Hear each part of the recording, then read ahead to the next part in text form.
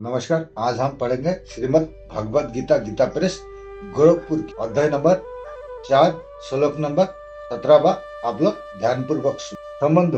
आप भगवान कर्मों के तत्व को जानने की प्रेरणा करते हैं। व्याख्या। कर्मणो हैप्पी बोधयम। कर्म करते हुए निर्लिप्त रहना ही कर्म के तत्व को जानना है, जिसका वर्णन आगे 18वें श्लोक में कर्मण्य कर्म या पश्चात पदों से किया गया है। कर्म स्वरूप से एक दिखने पर भी अंत कर्म के भाव के अनुसार उसके तीन भेद हो जाते हैं: कर्म, अकर्म और विकर्म। सकाम भाव से की गई शास्त्र क्रिया कर्म बन जाती है। फलेच्छा, ममता और आसक्ति से रहित होकर केवल दूसरे के हित के लिए किया गया कर्म अकर्म बन जाता है। विहित कर्म भी यदि दूसरे का अहित करने अथवा उसे दुख पहुंचाने के भाव से किए गया हो तो वह भी विकर्म बन जाता है। निश्चित कर्म तो विकर्म है ही। निर्लिप्त रहते हुए कर्म करना ही अकर्म के तत्व को जानना है, जिसका वर्णन आगे 18वें श्लोक में अकर्मणि च कर्म या पदों से किया गया है। कामना से कर्म होते हैं। जब कामना अधिक बढ़ जाती है तब विकर्म पाप कर्म होते हैं। दूसरे अध्याय के 48वें श्लोक में भगवान ने बताया है कि अगर युद्ध जैसा हिंसायुक्त घोर कर्म भी शस्त्र की आज्ञा से और समता पूर्वक जय पराजय, लाभ हानि और सुख दुख को समान समझकर किया जाए तो उससे पाप नहीं लगता। तात्पर्य यह है कि समता पूर्वक कर्म करने से दिखने में विकर्म हुए भी वह अकर्म हो जाता है। शास्त्र निषिद्ध कर्म का नाम विकर्म है। विकर्म के होने में कामना ही हेतु है।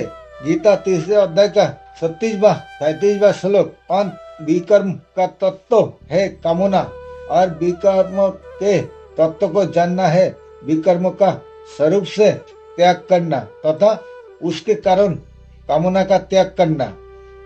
गहना कर्मणो गति। कौन सा कर्म मुक्त करने वाला और कौन सा कर्म बांधने वाला है, इसका निर्णय करना बड़ा कठिन है।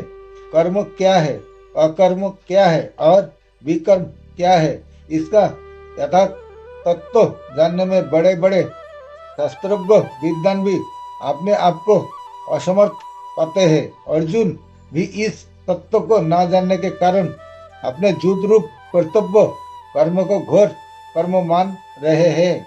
अंत कर्म की गति ज्ञान या तत्व बहुत गहन है। शंका। इन 17वें श्लोक में भगवान ने यह कहा कि विकर्म का तत्व भी जानना चाहिए, परंतु 19वें से 23वें श्लोक तक प्रकरण में भगवान ने विकर्म के विषय में कुछ कहा ही नहीं। फिर केवल इस श्लोक में ही विकर्म की बात क्यों कही? समाधान। 19वें श्लोक से लेकर 23वें श्लोक तक प्रकरण में भगवान ने मुख्य रूप से कर्मों में अकर्म की बात कही है, जिससे सब कर्म अकर्म हो जाए, अर्थात कर्म करते हुए भी बंधन ना हो। विकर्म करके विकर्म कर्म के बहुत पास पड़ता है, क्योंकि कर्म में कामना ही विकर्मता का मुख्य हेतु है। अंत कामना का त्याग करने के लिए तथा विकर्म को निष्कृत बताने के लिए भगवान ने विकर्म का नाम लिया है। जिस कामना से कर्म होते हैं उसी कामना के अधिक बढ़ने पर विकर्म होने लगते हैं, परंतु कामना नष्ट होने पर सब कर्म अकर्म हो जाते हैं। इस प्रकरण का खास तात्पर्य अकर्म को जानने में ही है, और अकर्म होता है कामना का नाश होने पर। कामना का नाश होने पर विकर्म होता ही नहीं। अंत विकर्म के विवेचन की जरूरत ही नहीं, इसलिए इस प्रकरण में विकर्म की बात नहीं आई है। दूसरी बात, पापजनक और नरकों की प्राप्ति करने वाला होने के कारण विकर्म सर्वथा त्याज्य है।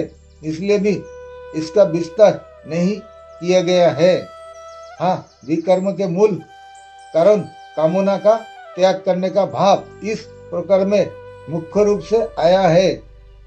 इस प्रकार विकर्म के मूल कामना के त्याग का वर्णन करने के लिए ही इस श्लोक में विकर्म को जानने की बात कही गई है।